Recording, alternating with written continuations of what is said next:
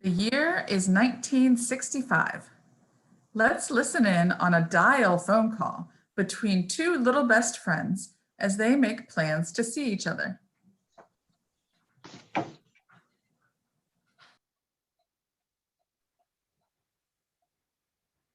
Hi, Mindy.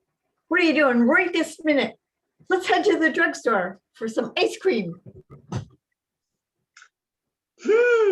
Chocolate and vanilla swirl, dunked in rainbow colored sprinkles, stuffed into a big waffle cone and topped with a shiny red cherry. I'm grabbing my jacket now. Mindy, you get the same thing every time.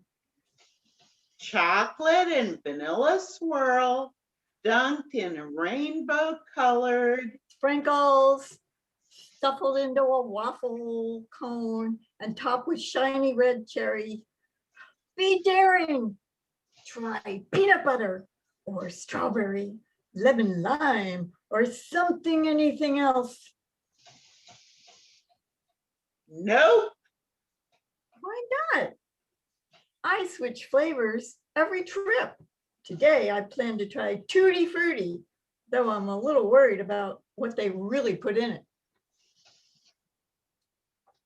Every time I order ice cream, it reminds me of my heart's favorite dream.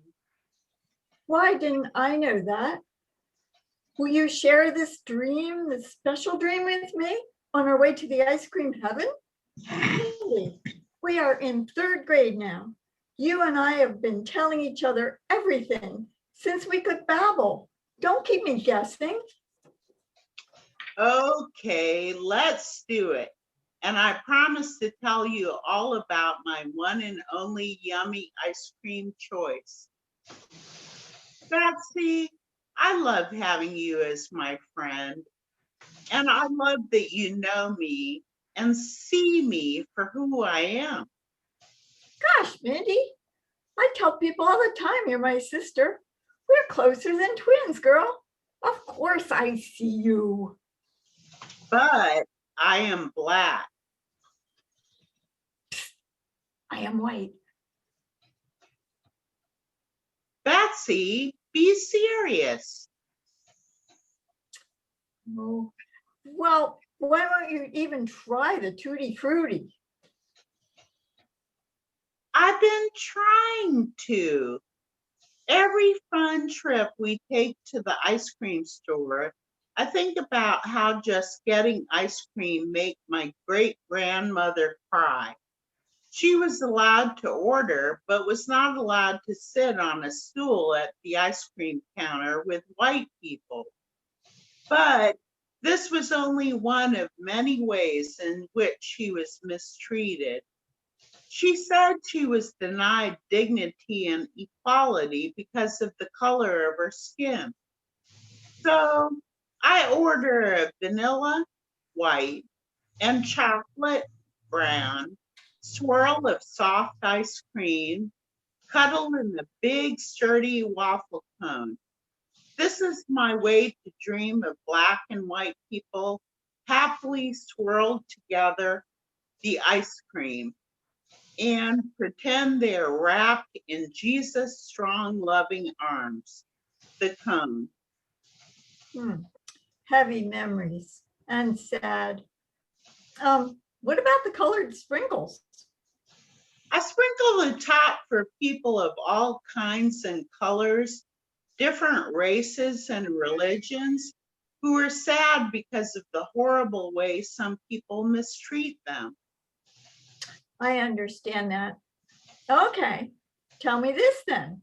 Why the big fat cherry on top? Oh, easy. I love cherries. I get it. It's really sweet that you remember your grandmother this way. She'd be very proud of you. But I want to hear more about her and other things that you and your family have had to deal with. How could I not have known? From now on, your one and only favorite ice cream choice will be mine. Let's do it. See you at the counter. Please join us in hymn 546, verses 1 through 3.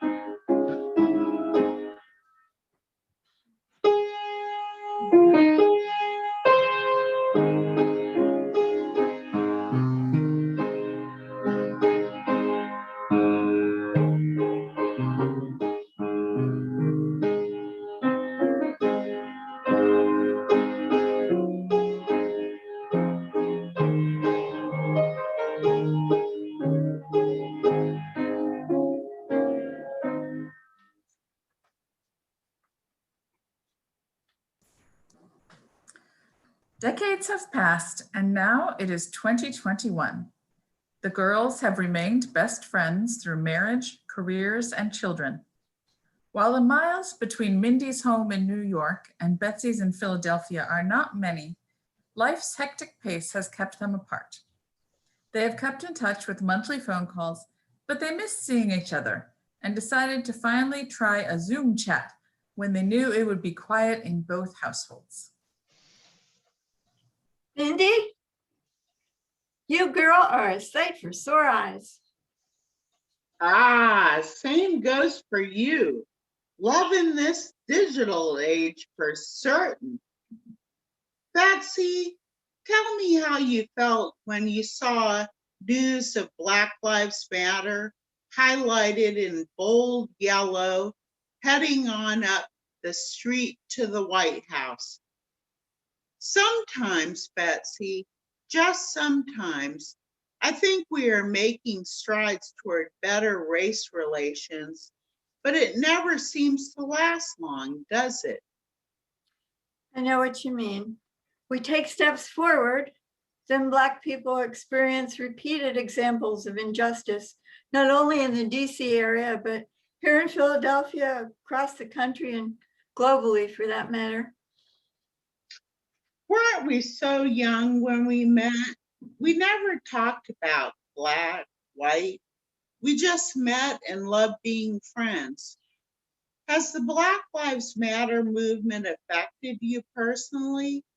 Do you even remember any racial issues? Are you doing anything differently?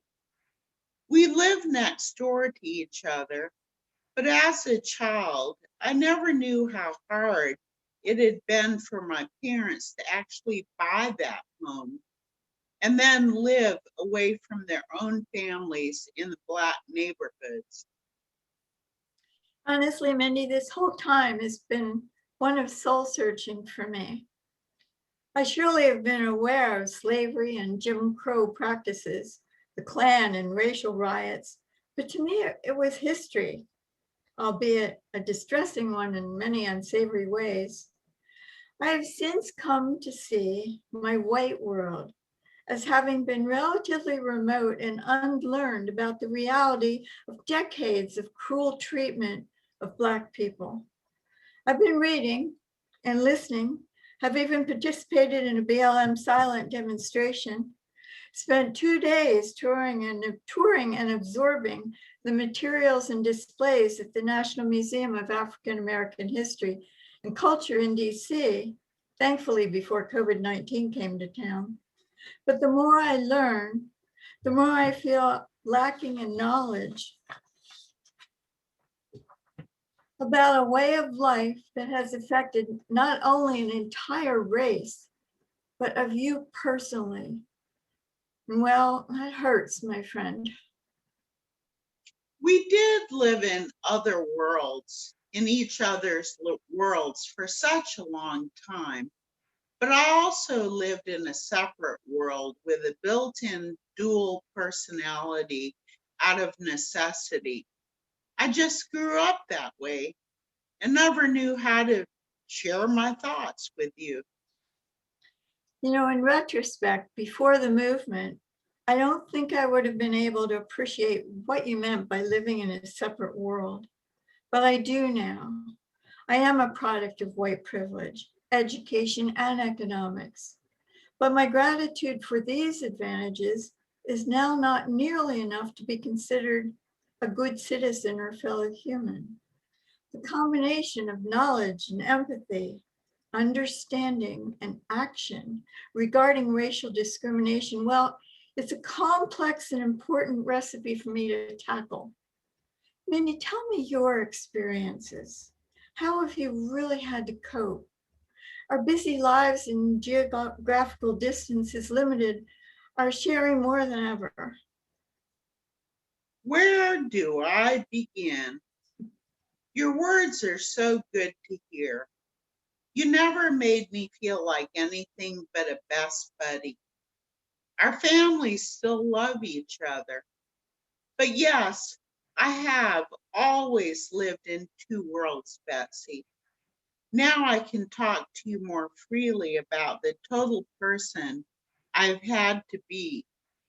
Did you ever have meaningful relationships or interaction with Black people other than my family, Betsy?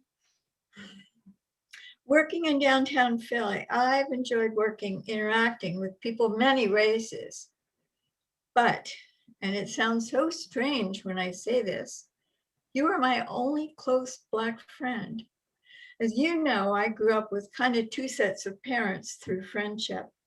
A dear man I considered my second father was the longtime pastor of our Brethren Church, Reverend Dean Krause.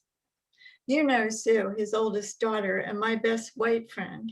We've been closer than sisters since the late 50s. Sue shared this story with me. Reverend Krause once hosted a Black pastor from Illinois for a meeting of many clergy to be held in Philadelphia. This sweet, sincere man of God had driven many long hours and through horrendous weather to reach Pastor Krause's house in time for the meetings. His car was caked with salt and road dirt. Reverend Krause asked Sue and her siblings to wash the car while he and the pastor went to the meetings. Sue grabbed a hose, rags, soap, and scrubbed off the mess until they were all wet and splattered in mud. But that car shined, and they were very pleased with themselves. Days later, after the pastor's departure, Sue went to visit a friend right across the street. His mother came up to Sue and asked her with her nose slightly raised, why had she been washing a Black man's car? Sue looked at her and replied, because it was dirty, and walked away. I am no longer a naive little girl. I knew that still too many hearts are hard, and we all need to help change the nation's discourse and relationships with Blacks and all those who suffer discrimination on any level. Talk to me, Mindy. Well, Betsy, discrimination has reared its ugly head many times over the years. Plus, I felt the impact of too few resources for people of color, roadblocks in getting ahead in my career, and just the general socioeconomic inequalities. I've had to bend over backwards for things I need and want, but so relieved the civil rights movement in the form of Black Lives Matter has revived itself. particularly demanding reforms for the criminal justice system. With regard to this criminal justice system, I've learned things like the chokehold and filibuster have been on the books since Jim Crow. And as you know, law enforcement has used the chokehold on many Black women and men to ultimately fatal ends. Sad how systematic racism is so prominent in laws in our society. Just a little story out of many of discrimination I've experienced. One of my first jobs was at Joann Fabrics, as I was a seamstress at the time. Our staff was so nice. One day, a Caucasian lady came into our store. I approached her asking if she needed help. She responded very sternly, no. So I went back to the register. In a few minutes, she came to the register, but refused to have me ring her up. My manager caught wind of what was going on. He then quite firmly said, if Mindy can't ring you up, you are not welcome here. Mindy, I'm glad we could talk about this. I'm really sorry you experienced that. How about I send you links to books I've read to become more informed and about amazing people, such as Harriet Tubman and Rosa Parks and Dr. Martin Luther King and Marian Anderson. Would you do the same for me? Then let's plan on more Zooms to talk about Black Lives Matter movement and how we can go forward. Sure, Betsy, that'd be great. And I've got some great reads to send you. I have wanted to learn more about authors we never learned about in school, such as George Washington Carver, Frederick Douglass, Zora Neale Hurston. The list is long. It's still pretty calm and quiet around here. You know what I'm about to do, don't you? Yes, and I'm certain it involves vanilla and chocolate swirled ice cream and multicolored sprinkles. Remember, Jesus waffle cone of love and the shiny cherry on top. Please join us in hymn 546, verses 4 through 6.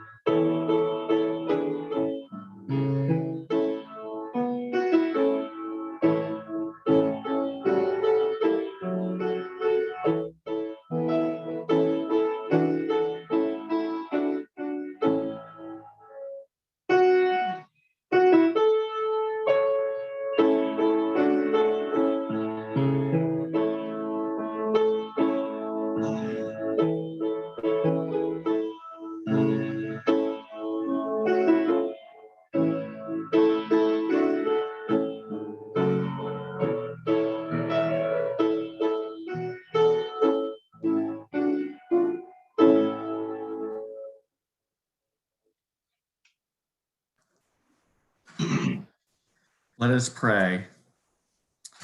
Dear Lord, you have made us imperfect vessels of your love. Human beings talented with discerning patterns and making connections, but all too susceptible to fear and divisions. Lord, help us to remember our differences are to be appreciated, our struggles shared, our humanity affirmed.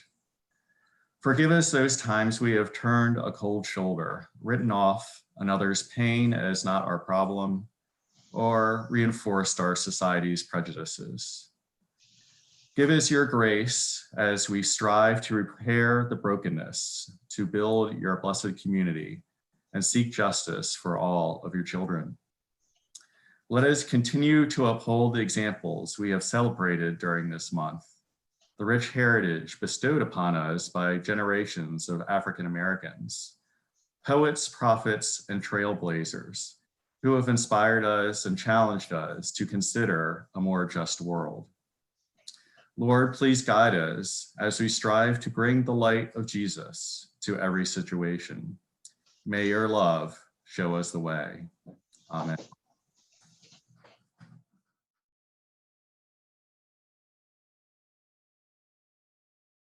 There is always a light when we are ready to see it. There is always a light when we are ready to be it. To see the light, to be the light, to raise our eyes in the dark of night, to climb this hill, together we will. Shine your light in the dark. We are ready to see it. Shine your light in the dark. We are ready to be it. To see the light. Let your bright heart burn out loud and be a gift in the world. There is always shine your light. There is always light. There is always shine. There is always light. We are ready to be it. To see the light, to be the light, shine in the light and be a gift in the world. There is always light. There is always light. There is always light. There is always light. To see the light, to be the light, shine in the light and be a gift. This world, there is always shine. There is always light. There is always shine. There is always light. Be the light.